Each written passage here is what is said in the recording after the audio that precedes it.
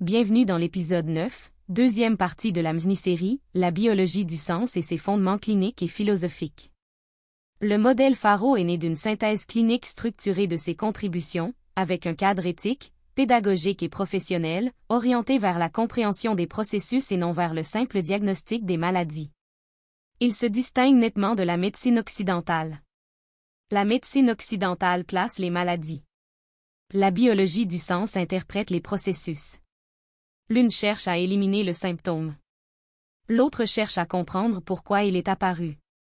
Il ne s'agit pas de choisir l'une ou l'autre, mais de reconnaître que, sans interprétation du sens, la pratique clinique reste incomplète. La pratique clinique ne peut être interprétée sans tenir compte de l'anamnèse, du contexte de vie et du stade biologique. Il n'y a ni diagnostics automatiques, ni clichés, ni symbolisme vide. Sa règle d'or est « on écoute le symptôme, on ne le combat pas », ses fondements philosophiques sont la téléologie biologique, le corps cherche à survivre, l'unité corps-esprit-émotion-biographie, le conflit comme rupture de sens et la maladie comme langage du vivant.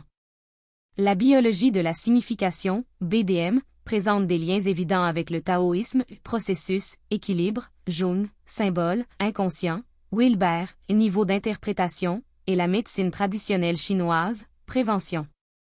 La BDM n'a pas émergé isolément, elle partage également des affinités conceptuelles solides avec l'épidémiologie critique, la pensée féministe et la philosophie critique de la médecine, notamment celle de Michel Foucault.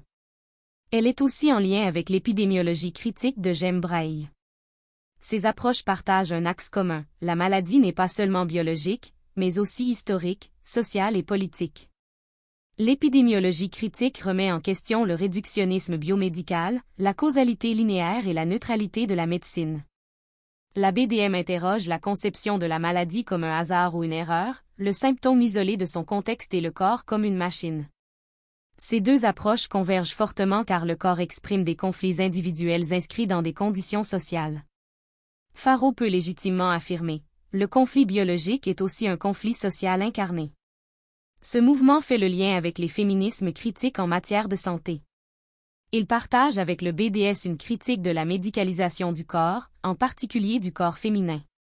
Il dénonce la pathologisation des processus vitaux, menstruation, ménopause, accouchement, le silence imposé à la douleur des femmes et les diagnostics tardifs ou minimisés. Un apport essentiel, le corps s'exprime là où les mots ont historiquement été réprimés. Dans une perspective BDS, de nombreux symptômes apparaissent là où régnait l'incapacité à parler, la surcharge physique et émotionnelle, les conflits de rôle et le sacrifice silencieux. Ici, la maladie n'est pas une faiblesse, mais une réponse adaptative à une violence symbolique ou structurelle.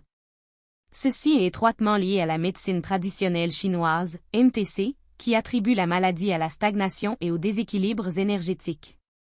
Se connecter à Faro pour une lecture éthique de la souffrance. Établir un lien avec Michel Foucault. Contribution de Foucault, le concept de biopouvoir. La médecine comme mécanisme de contrôle, productrice de normes, classificateur du normal et du pathologique. Point de convergence avec le BDS. La maladie n'est pas seulement un phénomène naturel, mais aussi une construction du savoir-pouvoir, une étiquette qui organise les comportements, les identités et les traitements. Le BDS affirme, le symptôme a une signification biologique. Foucault dirait que le symptôme a aussi une signification politique. Ensemble, ces perspectives nous permettent de remettre en question les diagnostics rigides, de redonner au sujet son autonomie et d'appréhender le corps au-delà du seul contrôle médical. La biologie du sens s'inscrit aujourd'hui dans les courants critiques contemporains qui contestent le réductionnisme biomédical. L'épidémiologie critique, la pensée féministe et la philosophie de Michel Foucault s'accordent à dire que la maladie n'est pas seulement un phénomène biologique, mais aussi historique, social et symbolique. De ces convergences émerge le corps comme le lieu où s'inscrivent les conflits vitaux, sociaux et existentiels, ouvrant la voie à des modèles intégratifs tels que Faro. Il existe donc un lien direct avec Faro. Le modèle Faro, avec sa méthode Faro exhaustive, se présente comme une synthèse critique et structurée de ses contributions. Il intègre la biologie du sens, la médecine traditionnelle chinoise, les modèles de conscience et la pratique clinique éthique, en évitant le dogmatisme, l'interprétation simpliste et le réductionnisme. Il ne prétend pas tout guérir, mais il promet une meilleure compréhension. Son importance réside dans son impact sur la santé mondiale. Dans un monde saturé de maladies chroniques, de stress et de surmédicalisation, cette approche redonne à la vie un sens, une responsabilité et une humanité essentielle. Pour les professionnels, elle élargit la perspective clinique. Pour les individus, elle redonne de la dignité au processus de la maladie. La biologie du sens ne nie pas la médecine, elle la complète.